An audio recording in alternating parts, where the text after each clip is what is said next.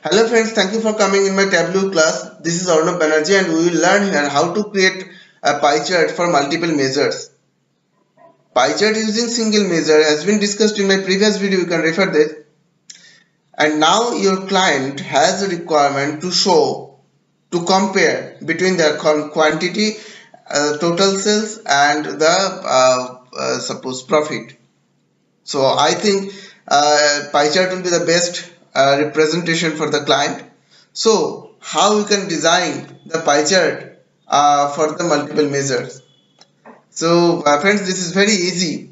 What you need to do first is just select the pie as marks as pie. Okay, and then now go to the measure section. In the measure section you will have the field named measure values, the things already discussed in my previous video. Now you need to drag the measure values in the angle.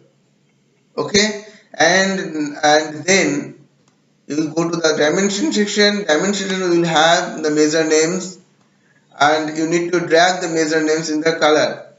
Okay, now the chart is already prepared. Now the chart is showing the all measures, like you can see here the days to ship, actual days to ship, schedule days to discount, number of records, profits, etc. The all measures are just representing here.